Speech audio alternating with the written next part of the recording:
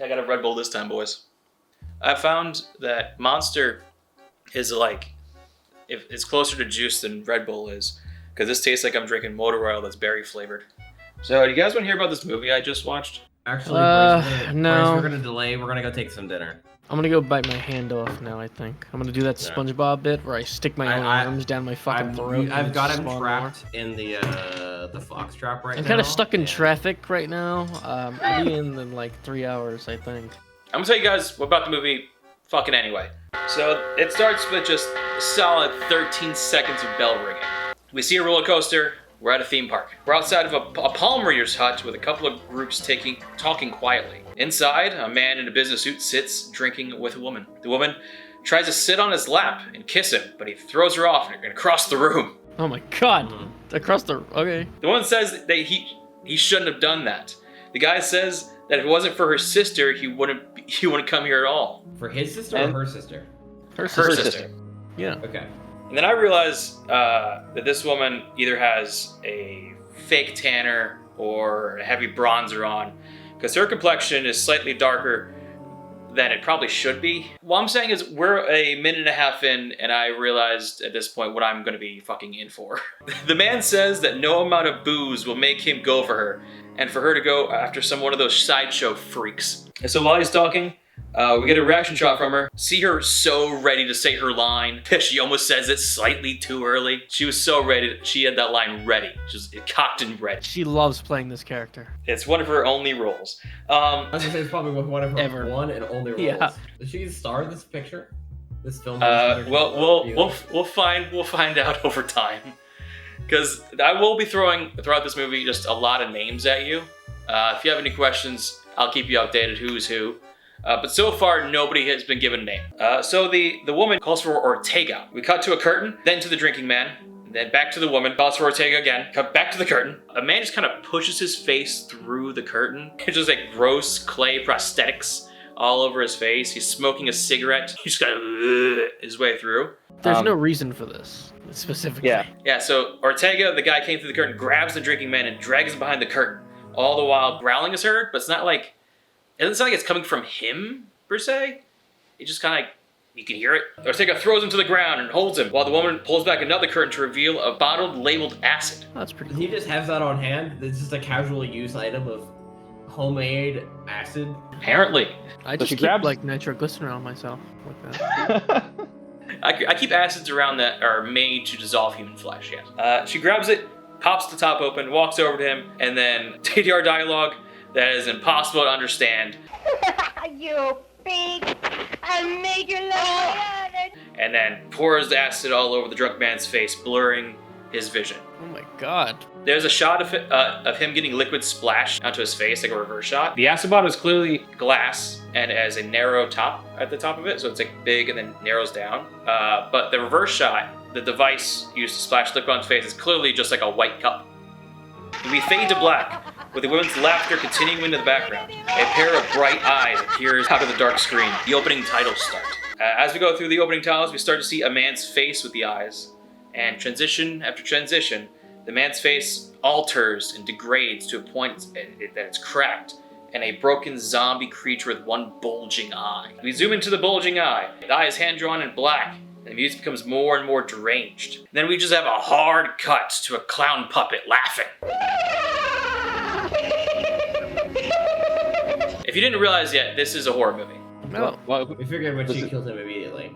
I feel like the acid in the face was more a comedy kind of piece. So we're in a busy walking street with hundreds of yellow and white flags overhead. We then see a large laughing head animatronic on a wall. We then cut to the inside of a dance show to a scantily dressed woman dancing with a man in a glittery suit. So we get a dance number.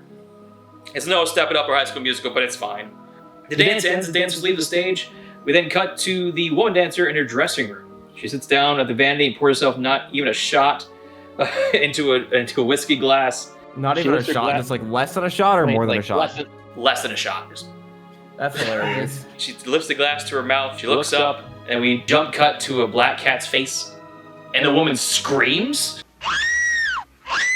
There's nothing wrong with the cat's face, but it's black and people don't like that. That is true. That's true. That's This is I didn't consider For reasons we're not allowed to say on our YouTube channel. They really don't like that black cat. And she screams and screams until an old white guy walks in and asks what's wrong. She says, "That cat, get it out of here." We cut back to a close-up of the cat. It's just kind of looking around. The man says, "All right," and picks the cat up. The woman says she can't stand cats.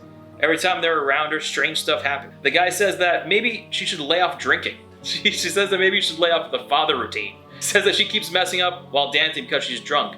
She get herself fired. She says she'll do it for him. Then we hear a different audio file of a deep cat meow.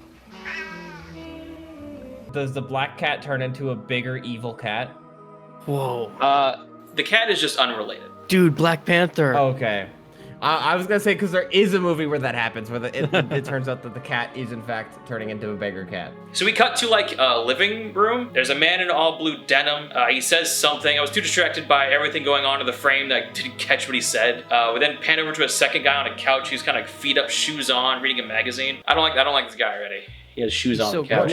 What era is this set in? When it was made, so like the 60s. It's at this point, I realized that these are characters 6 and 7 we're meeting, and the only name we fucking know is Ortega, so going great. The two guys are saying how they should leave soon or people will be mad. One suggests that maybe he should get a job. The other guy tells him to be quiet because someone might hear it. This implies that someone else is in the house, but they're saying that they should leave or other people will be mad. So are they alone or not? The man says that life is meant to be enjoyed and jobs only make you depressed. The other guy talks like me through a line, which means he's very fast and mumbled. She might change her mind, you know? The other guy agrees and they leave the house and drive away. We fade to a different house with a guy washing a car out front.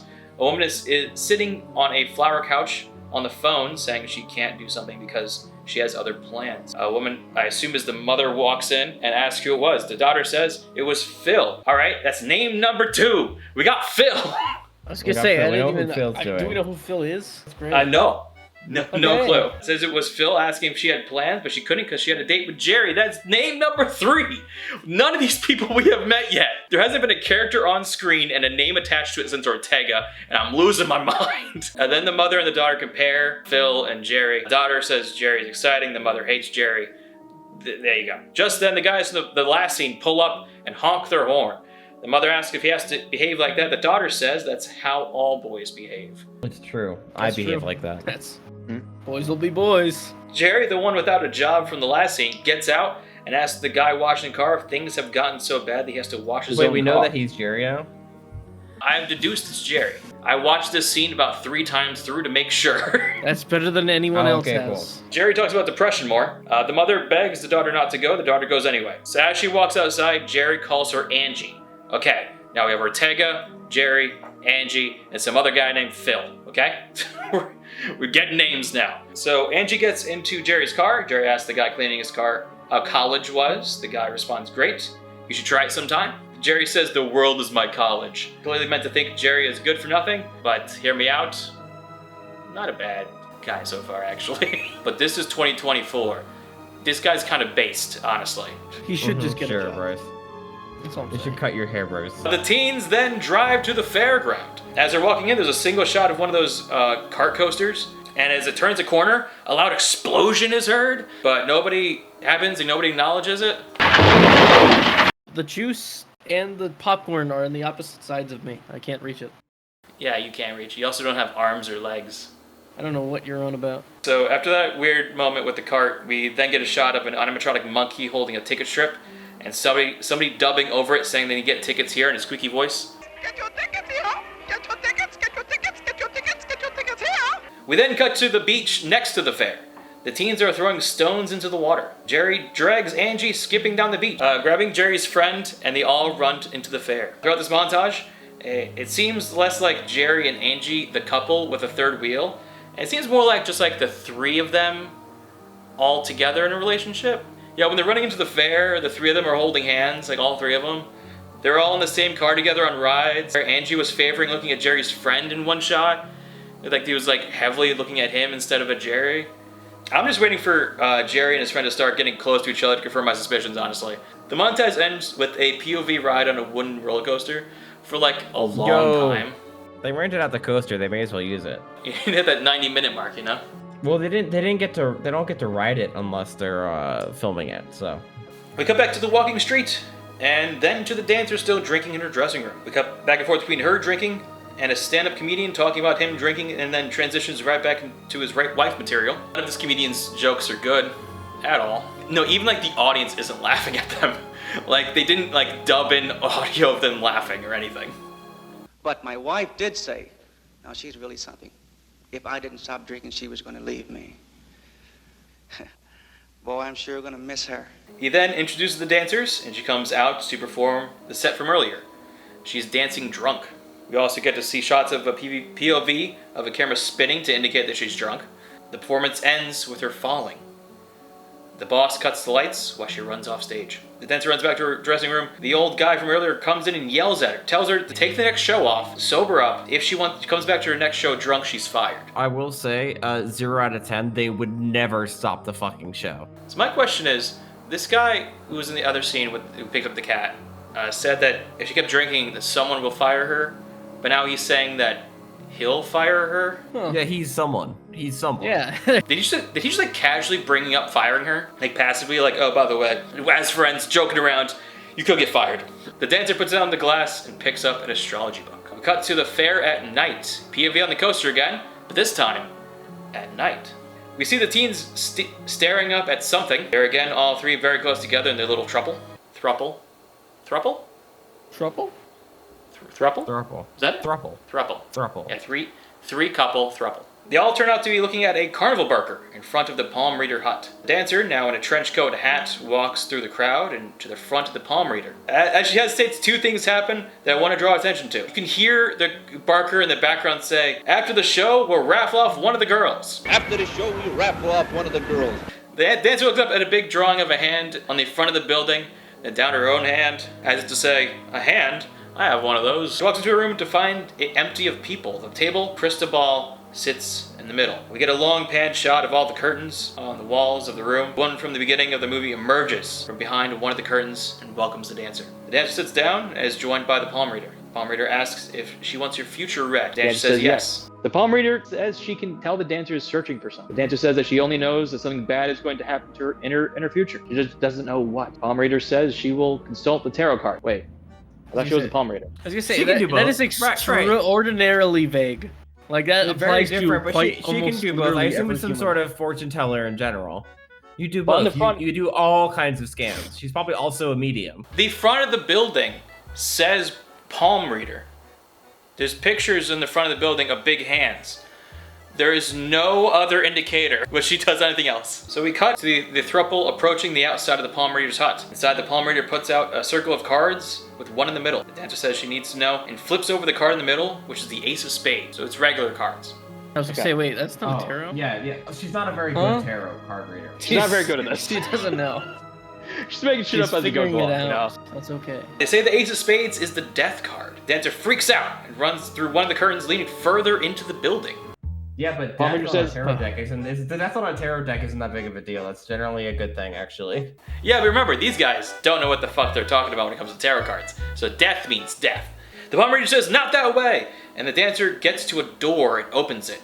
A hand pops out of the door and tries to grab her, growling. The dancer gets away, bumping into the palm reader, dropping her bag, and escapes back through the curtain. The dancer runs out of the palm reader building right into one of the guys in the throuple, knocking him down. She then pauses, looks at him on the ground, and she kind of like rolls her eyes in a very strange way, grabs her hat that fell off and runs away. The throuple question what she could have been running from. Inside, the palm reader finds the dancer's bag, finds a paper inside, and just kind of puts the paper back in the bag and closes it. That's pretty cool.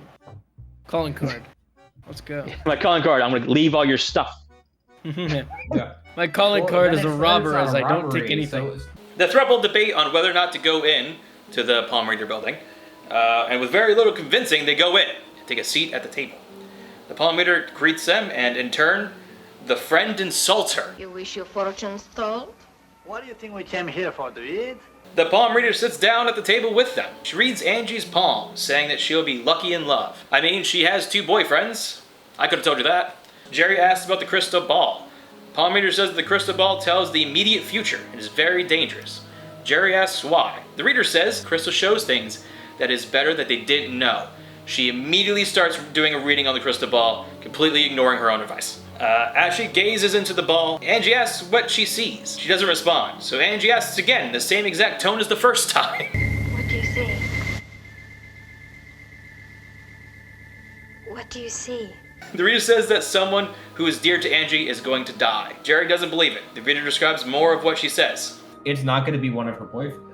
You know, she's got 2 boyfriends, so it's going to be one of them. Because one of them is expendable. It's okay. Yeah. It's like having 2 kidneys. She says she sees the person they love lying down by water. Then the vision ends. Jerry asks for his to be read. The reader refuses repeatedly. The friend does some of the best line reading I've ever heard. Very efficient, sprinting through those lines like I do. Why don't you come back some other time, Jerry, eh? The trouble then leaves the reader's business. The carnival barker outside is advertising for girls, girls, and girls. Jerry offers for them to see the show. Pussy, pussy, pussy.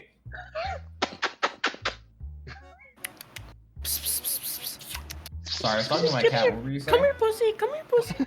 Yeah, it was the same thing. Jerry offers them to go see the show. Angie wants to go see the funhouse.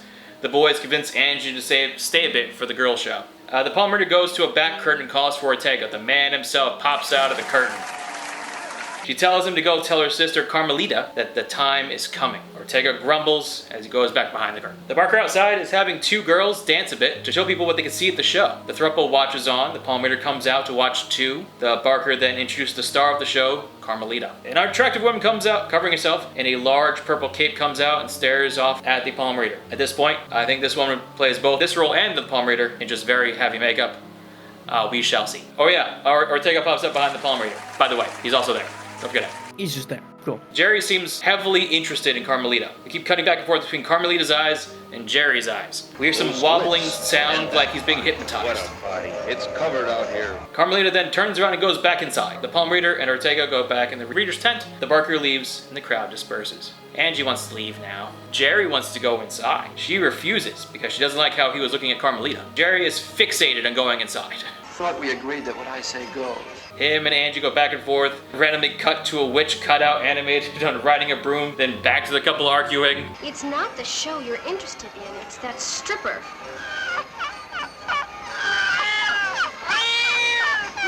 I'm gonna go in there with or without you. Oh? Yes, I know. This keeps happening. They're arguing. We cut to a cutout of a witch riding a broom, and we cut back to them. Angie says to go watch the show without her and storms off. The friend looks heartbroken because his throuple is at risk. Jerry gives the friend the keys to the car and tells him to ensure she gets home safe. He gets the keys and goes off after Angie. Jerry then goes into the girly show. He's the real one putting his throuple at risk. He's about to lose it. Yeah. Inside, a scantily dressed woman, at least for the time, dances in front of the crowd. Full dance number with a bunch of other girls joining in on stage.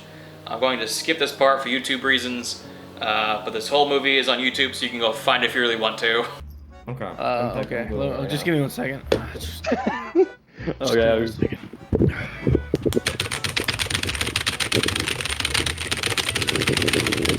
Okay, I'm back, Bryce. I watched the whole movie. After the number, backstage, the barker catches up with one of the dancers named Stella and asks her out. She agrees, and they make plans to have dinner at her place.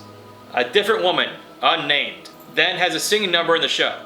During this performance, I had the thought, for a bit of time, the popular style was to make women's heads with like big fucking eggs, They're really cashing in on Coneheads. Carmelita is then introduced as a gypsy dancer. We cut back and forth between her on stage, kind of dancing kind of strangely, and Jerry watching in the audience. You see Ortega pop up from behind a wall. Carmelita takes off one of her gloves. There's some cheering and some hollering, but then that immediately just cuts and stops. They only got the free trial of the audio. As she starts to strip, Ortega approaches Jerry and hands him a note. The note says it's from Carmelita, inviting him to her dressing room after the show. Carmelita is down to her underwear. She strips off her top bra. She has a second bra underneath, I guess. There's like two. She wraps up in the curtain, strips off the leather bra, and then goes backstage and the show ends. Jerry goes backstage, going into a door to find other dancers' dressing room. He then is chased out. I feel like that part was just unneeded. He continues to search the backstage, calling for her in the dark corner of a room. We hear a voice saying that she is there. We stare at a black corner of the room. She then steps forward into the light from the darkness to a scary sting. She tells Jerry to follow her. He does.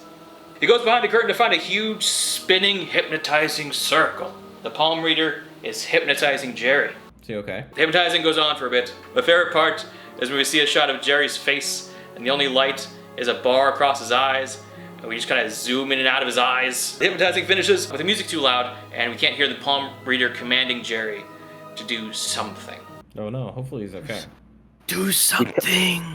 We cut to the dancer returning to the dressing room. She sits down at her vanity. The camera spins for dramatic effect, and then they realize the cords are being tangled, so they spin the camera back. But as they spin back, they start to drop it and juggle it for a bit. Like, this is a weird fucking effect they're doing in the movie, and they're fucking it up, and they just kind of leave it in. We cut back to the stand-up comedian. More sexist jokes. My father and mother have an iron and steel company. My mother irons and my father steels. And we get a random guy doing a singing performance, unrelated to everything so far. It's the full performance. We see the dancer backstage waiting to perform. Her dancing partner approaches, asks her what's wrong. More importantly, I catch that he calls her Marge. Write that down. So it's catching it, just catching it on Marge. If you're wondering, boys, we are 44 minutes in, and I got her fucking name. Says something is bothering her from earlier, but she won't go into more detail until after the show. She and her dance partner come out and do a different dance performance from earlier. Very shortly in, she does a spin and comes face to face with Jerry, who stabs her. How did he get on stage? He walked. There isn't a stage. It's just the floor. Shit, that's just like me, dude. She collapses, screaming, and Jerry just keeps stabbing her. His eyes are open very wide. He's wearing a blue hoodie with the hood up. I like to point this out because he was not wearing this earlier. When Marge is laying on the ground, unmoving, damn. Right when I got her fucking name, Jerry slowly turns around and stabs her dance partner. Jerry then runs away as we fade. They just stood there and watched like their friend get stabbed and just like, then they waited patiently as he turned to them. So we fade. Jerry is laying in bed. He's having a restless night as he's having a nightmare. We see the nightmare. There are multiple women with fully painted faces. He sees the palm reader telling him to kill. A few women dead on the ground. Angie, bleach blonde, repeatedly saying his name and then laughing. Jerry. Jerry. Jerry. Jerry. We eventually see the woman I was looking for. The one with her face painted fully black. I found it. I knew it was gonna be there. Oh no. I knew they were gonna fuck up real bad.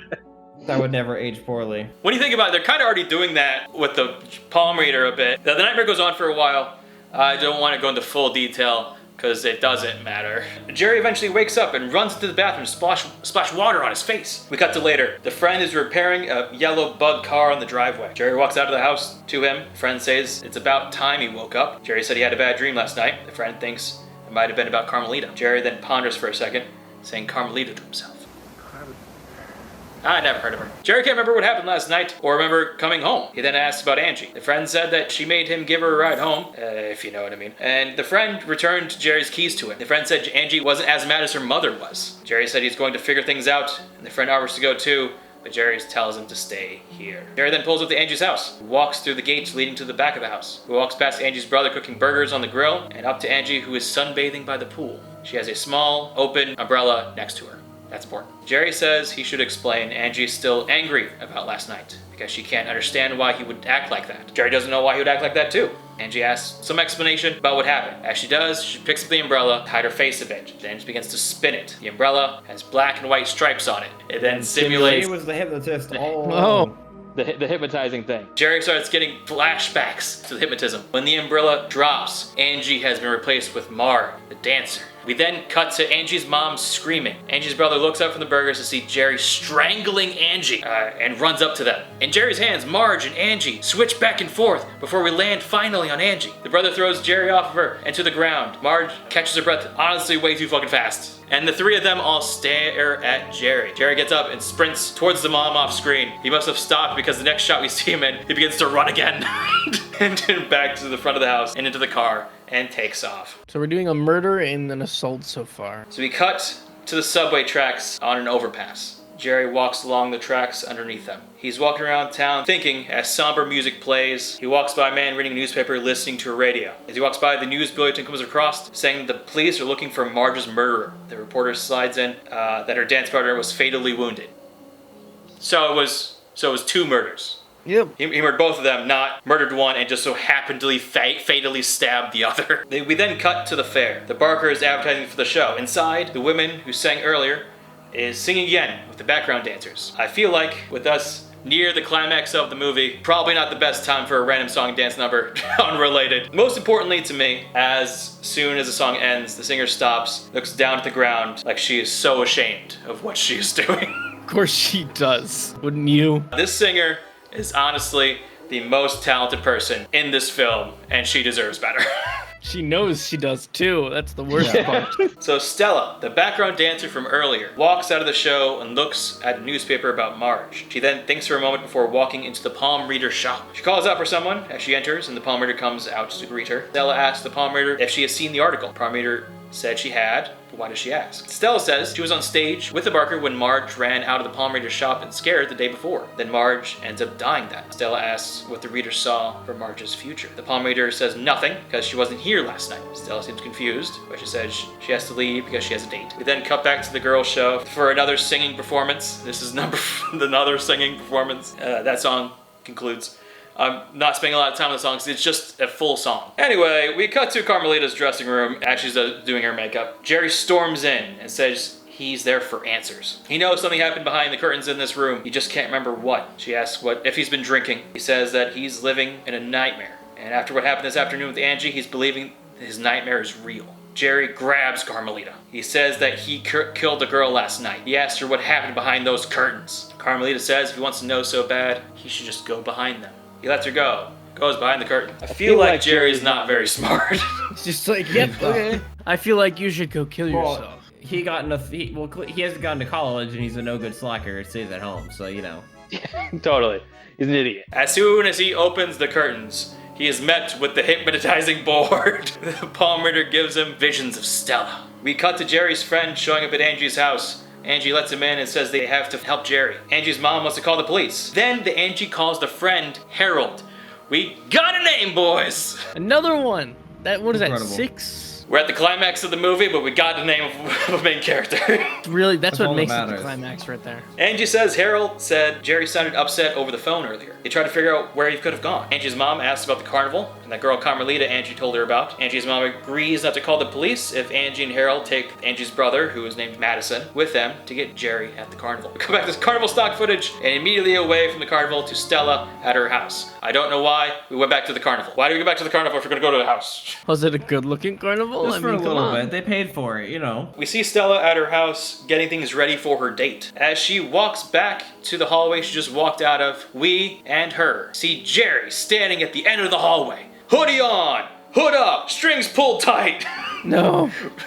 Like Kenny from South Park, brandishing a knife. Stella yells but stands frozen. Jerry storms down the hallway and up to Stella. Stella falls onto the couch and Jerry yells and stabs Stella repeatedly. Jesus. The Barker rings the doorbell. As he waits a moment, the lights inside the house turn off. He notices it as well as us. He takes this as an invitation to enter, I guess. He opens the door and walks in, calling for Stella. We see his shadow on the wall over Stella's body. We then see Jerry's shadow appear behind him and stabs him. We cut back to the carnival stock footage. All the footage is running at a higher speed to show we're amping up here.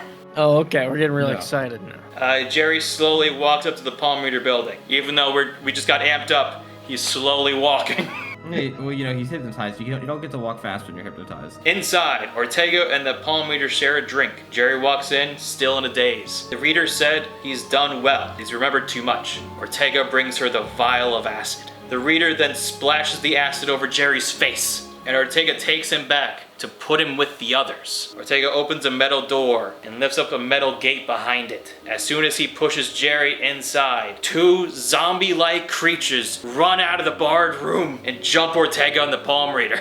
No! Okay. They keep struggling with the creatures, the people. A 3rd zombie creature emerges from the room just as Carmelita returns back from her show. As she opens the curtain leading back to the back room, the 3rd zombie jumps out at her, attacking her. Ortega, the palm reader, and Carmelita are strangled to death. 3 zombies then tiptoe away.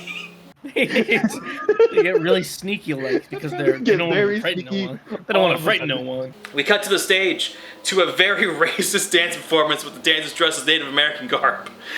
As they dance, we keep cutting to the zombies walking around backstage. The zombies eventually come out on stage and attack the dancers. The crowd and the dancers run out.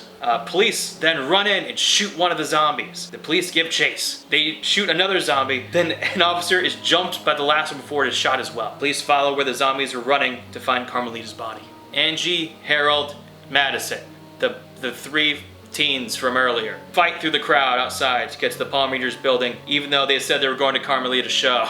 They're fully going to the wrong building here. I don't remember. Let's keep going. Yeah, they'll figure it out. Just pick a direction to go. They go deep into the building and find the Palm Reader's body. Angie screams, causing the police to follow the noise and join them in the room with the metal door. Then, a zombie in a business suit, the guy from the beginning of the movie, emerges from the room. Acid face. The police shoot and kill him without hesitating. As the police look over the businessman's body, Jerry emerges. Half of his face is covered in boils, and he's moaning. Pushes the cops down as he runs by and escapes the room. Angie follows him, followed by an officer. This all happened at night, right? So it's all happened in the evening. It is now broad daylight outside. Oh, okay. The scene started late at night, but okay, we're just gonna just ignore that part because now we're in broad daylight. Jerry is running down the beach, followed by Angie and then the cop. Other named characters follow shortly behind. Jerry starts jumping around amongst the rocks in the ocean, the waves crashing down on him. The cops goes to take aim, but hesitates. I'm unsure if he hesitates because of the waves or because Jerry isn't all fucked up like the other compared to the other ones. He's just not a very good cop. He's just an animal. He's just trying to enjoy nature. It's only the 60s. They're not used to it, you know? Jerry keeps struggling with the waves and rocks with Angie and the cop trying to stay dry but still following. This chase goes on for a bit. For like a long time. We just keep cutting back and forth between them running along the rocks and Jerry in the fucking waves. The chase ends with Jerry climbing a large rock face and yelling at the others to go back. The cop, without hesitating this time, shoots Jerry. Man, I was for a moment, I'm like, are they gonna be accurate with this cop? They are. Jerry falls off the rock and into the ocean below as Angie screams. It goes silent outside of the very loud crashing of the waves. Then Harold sees him. Jerry pulls himself out onto the beach. Harold, Angie, Madison, the cops rush over to him. His friends pull him away from the water and onto his back. By the time they flip him over, he's unconscious. Angie then collapses onto his chest crying. The cop who shot him looks somber. Madison and Harold look sad. We then zoom out over his body on the beach and the credits roll. So that was The Incredibly Strange Creatures Who Stopped Living and Become Messed Up Zombies from 1964. Is that the actual name of the movie? The name of it? That is the full name of the movie. That was the actual name of the movie? I was gonna say that checks out for movies of the time. It was released in 1964 with a budget of $38,000. 1964 money, that is about $384,000. I couldn't find the box office anywhere, so here are just some facts about the movie. The director, Ray Dennis Steckler, plays the main character Jerry. The Barker is played by Neil Stillman. He was a mailman who was delivering mail to set when Ray asked him to play the Barker. Angie was supposed to be played by another actress, but the actress dropped out of the project the night before the first Angie shots were supposed to be filmed. Ray then went to the background dancers and replaced her with Sharon Walsh. She was also already in some of the shots for some of the background dancers. They just did her hair differently, so she looked different from her hair was down in some of the dancer shots. So Ray was married to Carolyn Brandt at the time. Carolyn played Marge, the dancer. So Ray cast himself in a role that would strangle Marge and cast it as wife. I'm not saying it was some sort of like wish fulfillment, but Quentin Tarantino wrote a scene in From Dusk Till Dawn where a character sucked on a sexy woman's toes. He casted Selma Hayek as the woman. He casts himself as the guy who sucked her toes. I'm just saying it's possible. Another fact is this is the very first monster musical. And much like the musicals of the time, the music was completely unrelated to any of the plot. The original title of the movie was The Incredibly Strange Creature, or Why I Stopped Living and Became a Mixed Up Zombie. Columbia Pictures threatened Ray. Really? Yes. Columbia Pictures threatened Ray with a lawsuit because it was too similar to their upcoming film Dr. Strangelove, or How I Learned to Stop Worrying and Love the Bomb. I was gonna say, it's like, yeah, that's literally like at the same time as Dr. Strangelove was about to come out. Yes. Ray ended up having a phone call with Stanley Kubrick about the name change. Kubrick accepted the new title. Two of the camera operators was Laszlo Kovacs and Vilmos Zsigmond. If you don't know who those two are, they're two of the most influential cinematographers in the history of film. Did this movie look like it was made by influential cinematographers? Gotta start somewhere. They weren't cinematographers, they were just camera operators. They didn't have a say in what they were doing. The IMDb rating, 2.3 out of 10. A 20% critic rating on Rotten Tomatoes and a 40% audience rating. I put a lot of thought into my rating for this. I'm gonna give it 4 sad singers out of 10 Jerry standing at the end of the hallway. Okay, now how does that compare to the other movies you've watched on the series? I will say, I did rate the other ones higher than this. Okay, I do think you should make a ranking tier list of every single movie we've watched at the end of this. At the end of every episode, I want you to rank what we've seen so far and where it sits comparatively.